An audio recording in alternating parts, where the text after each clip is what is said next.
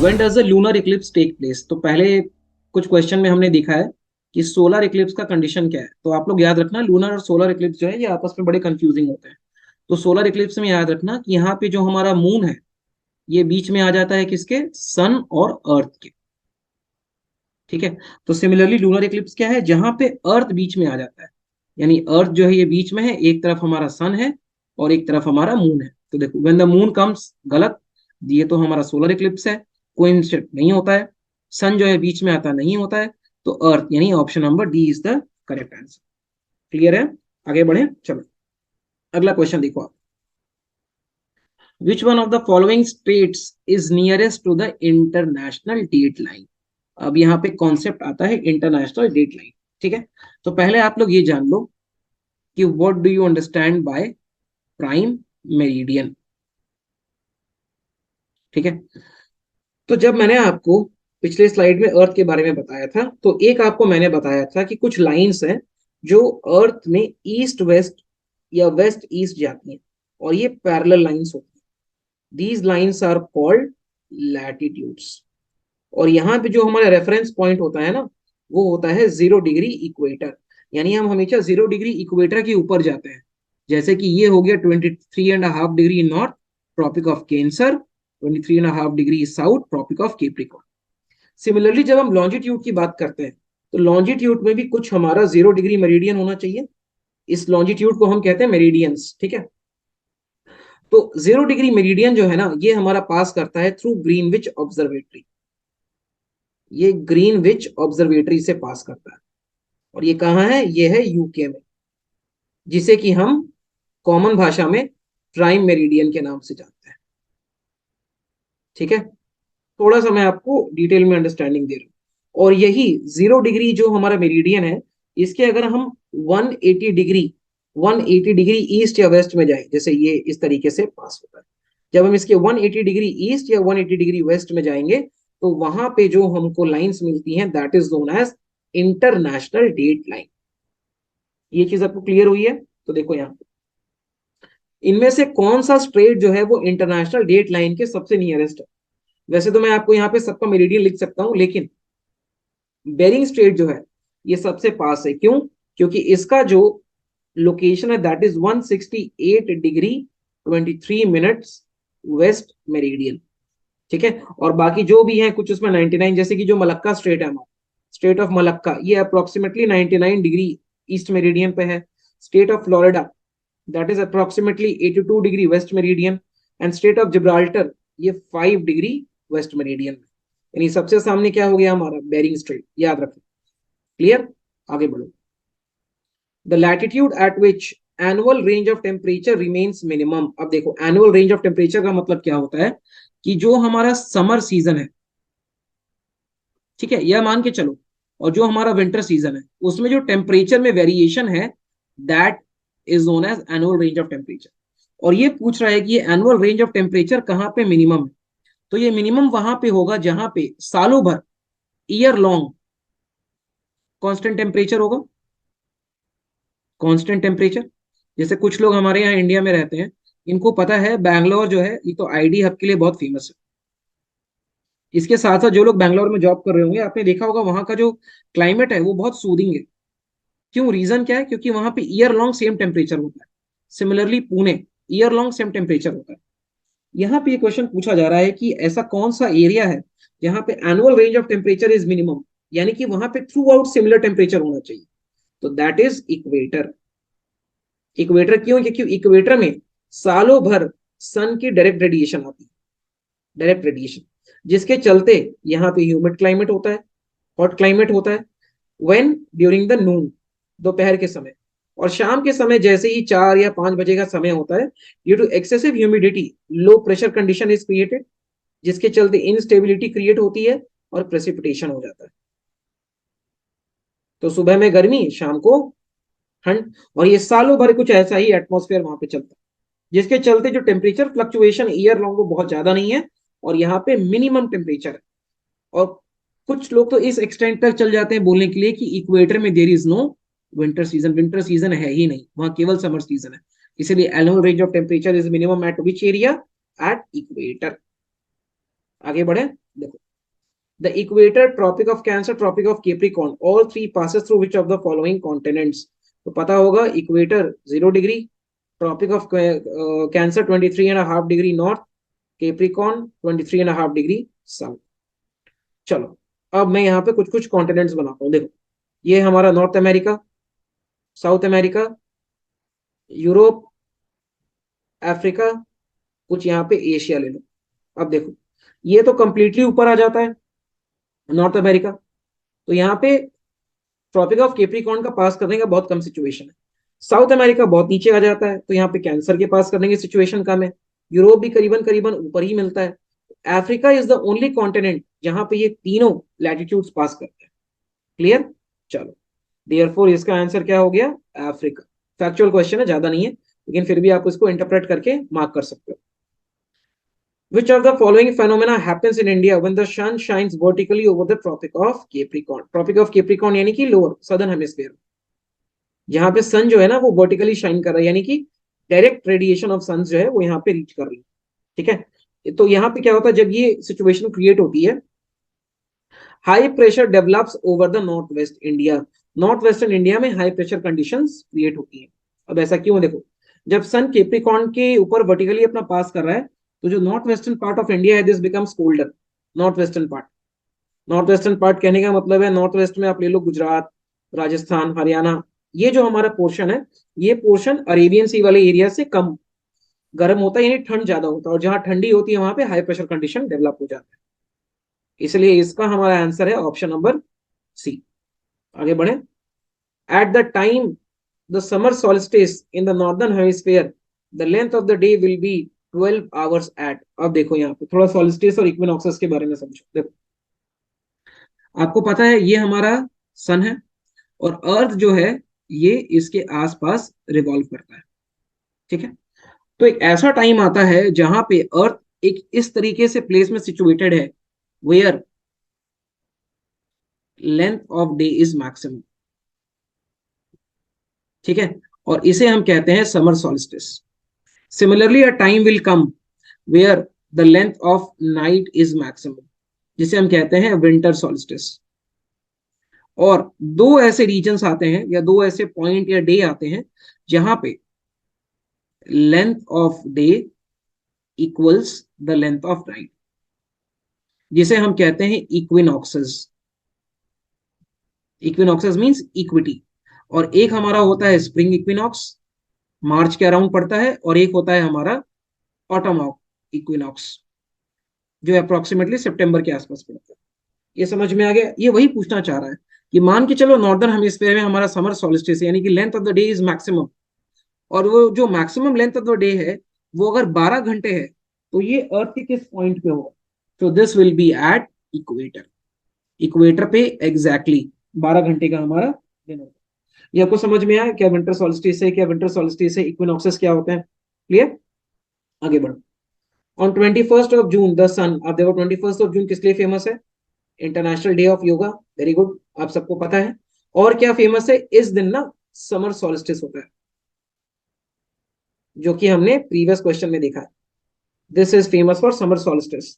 ठीक है, और यहाँ पे एक बहुत इंपॉर्टेंट फेनोमेना होता है कि in this day the sun does not set below the horizon in the arctic circle. अब आर्टिक सर्कल और एंटार्क्टिक सर्कल के बारे में भी पढ़ो फिर से। ये अर्थ बना लो, अगेन 0 डिग्री, 23.5 डिग्री नॉर्थ। पता आपको क्या है? Tropic of cancer.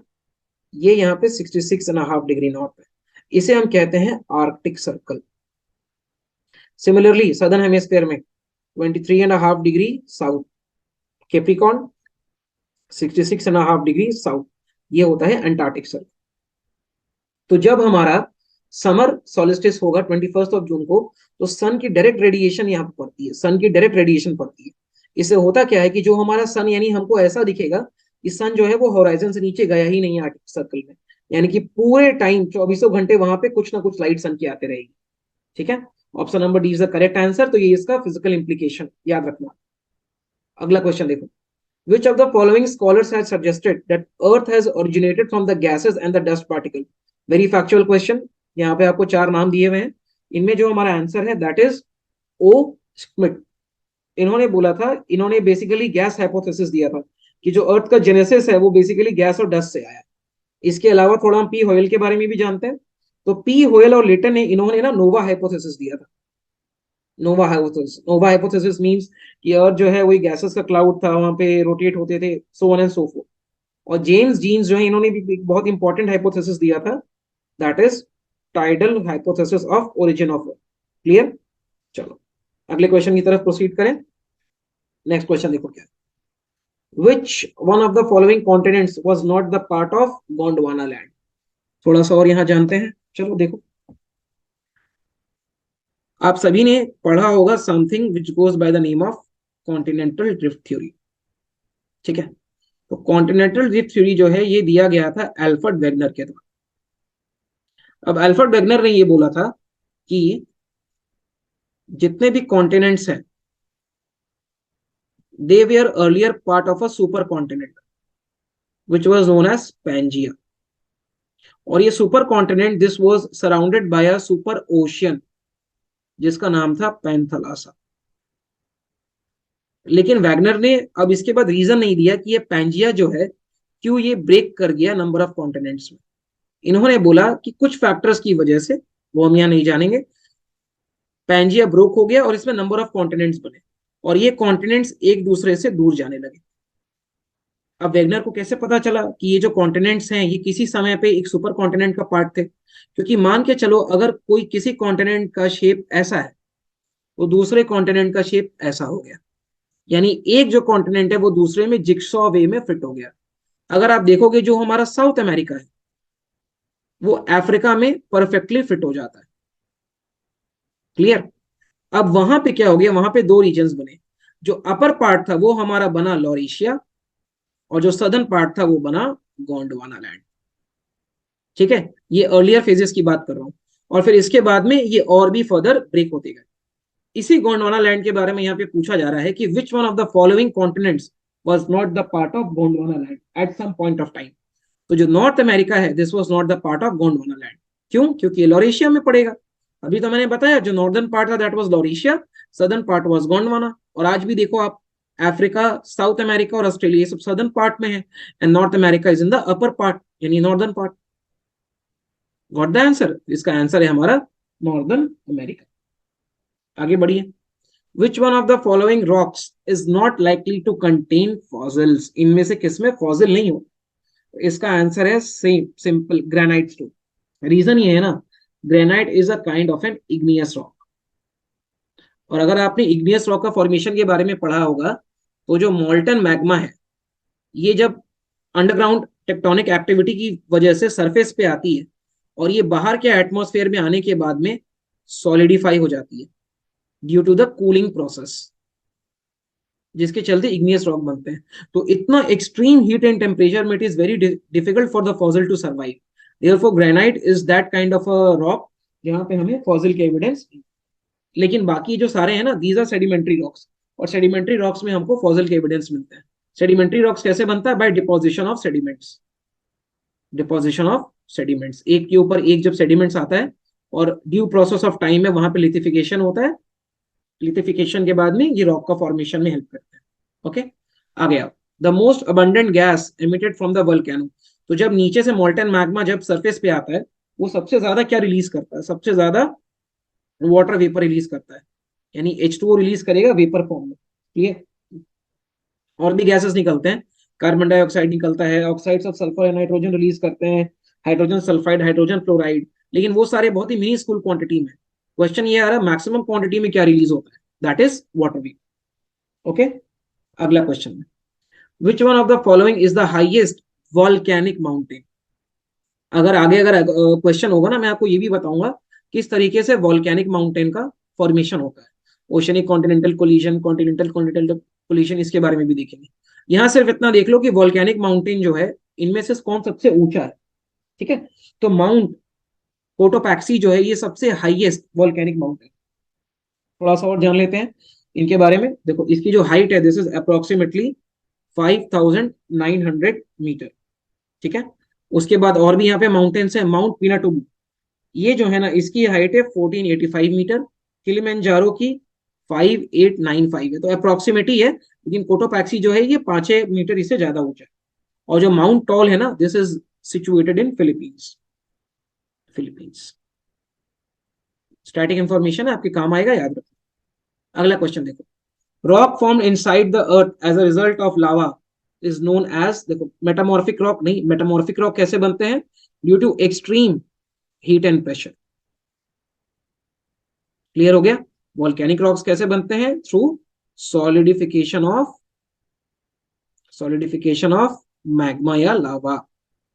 ठीक है, sedimentary rocks, deposition of sediments. लेकिन inside the earth surface due to solidification, उसको हम कहते हैं प्लूटोनिक रॉक्स।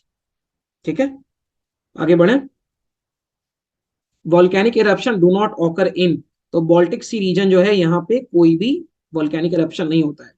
अब इसके पीछे का रीजन क्या है, देखो वॉल्केनिक इरप्शन जो है ना, ये ऑकर करता है जब भी प्लेट्स में आइदर देयर इज डाइवर्जेंस और देयर इज कन्वर्जेंस।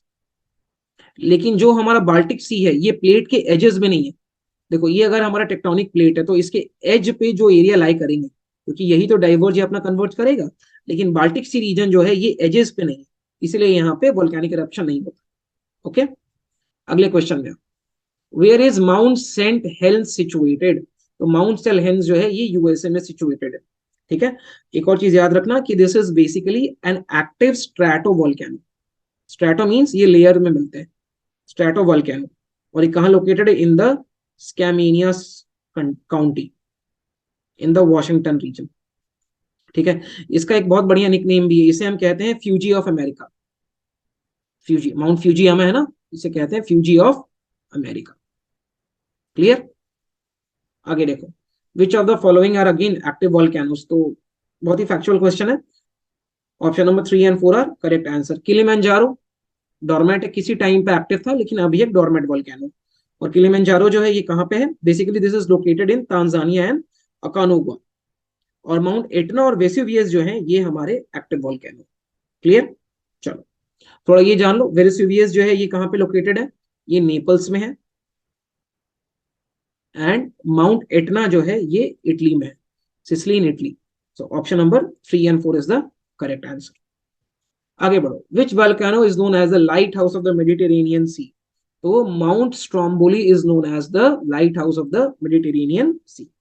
क्यों, क्योंकि ये उस रीजन का सबसे एक्टिव वॉल्केनो। और ये जो आइलैंड ऑफ स्ट्रोम्बोली है ना, ये कहाँ लाई करता है, in the north of Sicily in Italy. अभी हमने प्रीवियस क्वेश्चन में देखा है, वहां पे हमारा माउंट एटना भी है, which is also an active volcano. और यहाँ पे क्या होता है, बेसिकली ये जो हमारा माउंट स्ट्रोम्बोली है, यहाँ पे कॉन्टिन्यूअस गैशियस एरप्शन होता है, कॉन्टिन्यूअस गैशियस एरप्शन, जिसके चलते दिस एनलाइटन्स द कंप्लीट एरिया। यहाँ वहां पे कुछ ना कुछ फॉर्म ऑफ लाइट हमेशा रहती है, सालों भर रहती है, इसीलिए हम इसको light house of the Mediterranean के नाम से जानते हैं।